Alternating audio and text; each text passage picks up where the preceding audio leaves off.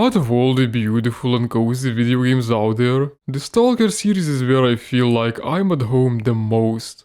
That's not crazy, right? Right?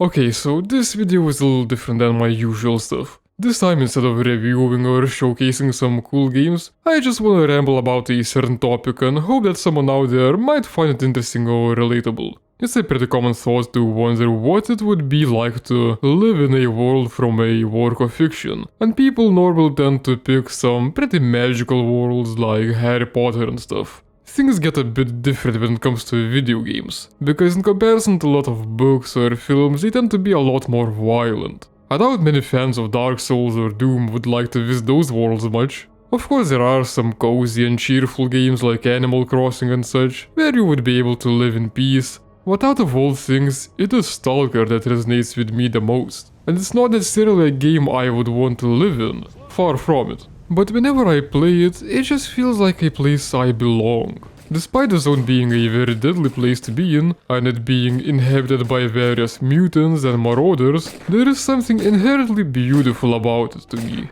I trust most people here are familiar with the games, but I still vividly remember Stalker being described as the Russian Fallout by the plebs, which is very wrong on multiple levels. Aside from the first-person perspective, depending on the Fallout installment, and the usage of guns, the gameplay is nothing alike.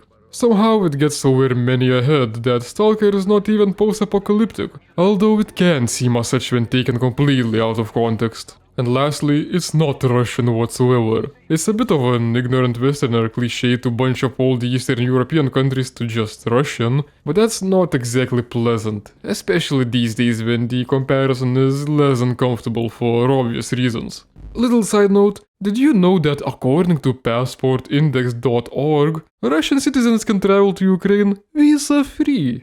Oof, that sounds a little backwards. Anyway, Stalker series has a unique mix of elements that just strikes at the home for me.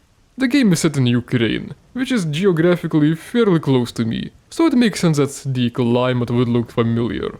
And there's the same damned Soviet influence in the architecture all around. I've seen plenty of Slavaboos online praising brutalism, but it's not quite the same when it's your home and you know it's been built in the cheapest way possible. Once I even had to stay in a hospital complex that literally looked like this. Good 75% of it was abandoned. Smashed windows, moss everywhere, all that good stuff. Even the one wing that was operational was nasty, drafty, and it had plenty of corridors that would be just closed with the doors being nailed shut with some wood shaving boards. That's as brutalist as it gets, and being forced to stay in such a place is not fun. It did look straight out of Stalker though. I'm so glad that that place was finally shut down, and the only excuse for it actually was not the poor conditions but the fact that they found some mural that was apparently worthwhile to preserve. I never used to like these cold concrete blocks, but over time I learned to appreciate them in a strange way. I now like the Soviet brutalism, but only in the condition of it being abandoned or in ruins. In that way, instead of grey giants looming over my head, they turn into almost comforting ghosts of an unpleasant past that are way better off as ghosts. There's something fascinating about urban decay overall, seeing all sorts of plants penetrate through the man-made concrete and seeing once bustling buildings turn completely quiet, with only the ambient sound of wind filling the silence. These sorts of buildings feel almost inviting to be explored. There are interesting sights to behold, thrills to be had. Of course, stumbling through ruins is not exactly safe, so that's why I tend to spend my Sunday mornings watching Super Seuss on YouTube. That guy got my attention by just being a funny gremlin, but seeing him explore lower sorts of deserted sewers and buildings, even going straight to the heart of Chernobyl multiple times, is generally very compelling, and it makes for a great Sunday morning cartoon for me.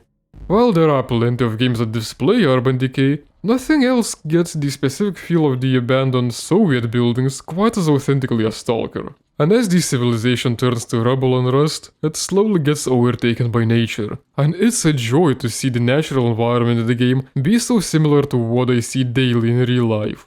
I mean, look at these sites that are all within a 10-minute walk from my house. There's some old Soviet industrial buildings, broken concrete and rusty metal fences, an overgrown pond. That's all like the things you could see in Stalker. The vegetation looks incredibly similar, and just the way the sky alone looks makes a big difference. I like to joke that it's never sunny in Lithuania. Yeah, there are like 3 hot sunny weeks during summer, but throughout most of the year the whole sky looks like it's enshrouded in a single enormous grey cloud. The sun is nowhere to be seen and all sharp shadows are gone in favor of soft light. There was even this anecdote that happened in one of my university classes when the professor was explaining different types of studio lighting, and while theoretically the type of lighting from above with sharper shadows was supposed to look more natural due to it emulating the sun closer, when asked, every one of us pale bastards said that the soft box light looks more natural, when we could barely make out any shadows. S.T.A.L.K.E.R replicates that quite well, both due to the lighting engine of the time, but also because of the beautifully rendered painterly looking skyboxes and sort of desaturated color palette. Although aside from all the drab looking locations, S.T.A.L.K.E.R does have some genuinely beautiful locations, like the golden fields and clear sky. Seriously though, don't underestimate the low color saturation. I tend to see mods making games look more vibrant, saying that it looks better, more HD. But that's a load of bull. S.T.A.L.K.E.R with saturated colors just doesn't feel like S.T.A.L.K.E.R anymore. For example, I've been playing a little bit of the standalone True S.T.A.L.K.E.R mod, and one of the first things I did was turn off the saturation option and change the gamma, because the game looked way too orange and warm to feel like S.T.A.L.K.E.R I know and love. Visually, the lower saturation can be utilized to accentuate the contrast between light and dark, but feelings-wise, it's a great way to create the drab and creepy atmosphere.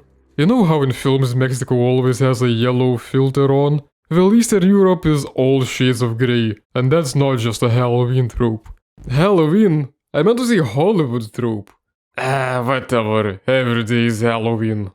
The low saturation feels both more authentic and fits the mood the game goes for. Making it all vibrant with perfect blue sunny skies would just make it look like any other game. I really hope S.T.A.L.K.E.R 2 doesn't mess this up. But you know, that is what S.T.A.L.K.E.R series is all about for me. I was always into just wandering around the maps, taking in the sights and the vibes. Sometimes I feel like I'm in the minority, because whenever I would watch other people's reviews of S.T.A.L.K.E.R games, they would nearly always focus deeply on the gunplay, whether the bullet spread and recoil are realistic or not, while I never cared about those things. To be honest, I never found the gameplay in S.T.A.L.K.E.R to be that great.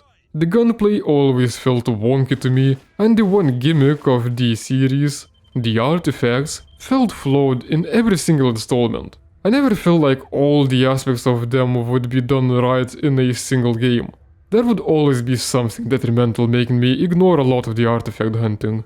That's one thing I quite enjoyed about the True S.T.A.L.K.E.R mod. It seems to focus more on exploration and environmental challenges. It would straight up make me feel like a truer S.T.A.L.K.E.R, a dude who was all about navigating the mysterious zone between all the deadly anomalies instead of some gun-crazy maniac.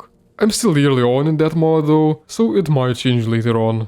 And yeah, these games don't look that fresh anymore, but in their defense I would say they visually aged wonderfully, especially for something with a realistic art style.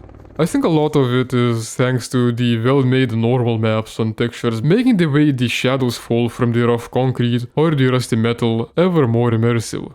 There's something slightly nostalgic about the late 2000s graphics too, but that one might be a bit more personal and biased based on my own age. It's sort of the time when gaming felt the most comfortable, the least worrisome. And what started with graphics and art direction is completed by the sounds. Most of the time S.T.A.L.K.E.R sounds tense and unnerving with its creepy ambience, random yells and shots somewhere in the distance, the distorted radio chatter. While that is far from cozy, it makes the rare occurrences of music so much more effective, whether it's a shopkeeper having a musical station on, or some resting stalkers playing some acoustic guitar at a campfire. Speaking of the campfires, can't forget the anecdotes too. Telling anecdotes for a while now felt like a forgotten and no longer appreciated art to me. Before the internet got more widespread and most of the modern humor wasn't just memes, I would be the guy that would learn hundreds of anecdotes and would love to recite them. These campfire anecdote get-togethers would hit very close to home for me, even if I would hardly understand any of the anecdotes due to the language barrier. And while I haven't heard any of these radio songs prior to playing the games, they just have this nostalgic quality to them. It sounds very 2000s or even 90s, which did not only feel like simpler times in a way, but also a pretty good time for music in my opinion. And of course a lot of these songs would incorporate some more mellow, drawn out notes that evoke that nostalgic feeling even more. Most of the ambience is generally unnerving. It's a big part of what makes S.T.A.L.K.E.R feel like a horror game, when it isn't actively trying to be one, and I love that. I love horror atmosphere without, at the very least, intended scares. But some of the ambience can be beautiful too. For example, there is this one bit in Call of Pripyat that sounds like a melody being whistled, and those several seconds sound so beautiful when everything else around me feels so hostile.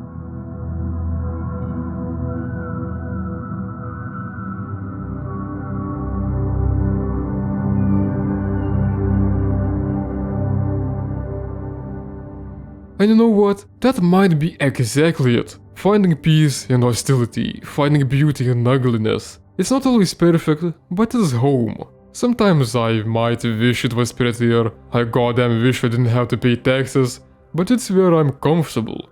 And S.T.A.L.K.E.R 2 is not perfect. It has always had flaws, it's janky, it's dated, but it just has so many things I like. The Soviet urban decay, the nature that hits as close as home as it can, the creepy atmosphere that makes things intriguing. I could list these things on, but I guess that's enough rambling. I hope I didn't bore you too much. This video is a bit of an experiment with less memes or a singular focus, and more just my raw thoughts. So let me know what you think of it. Should I keep at it from time to time, or just stick to the more regular review type content? But yeah, it's been a pleasure, and I'll see you in another video.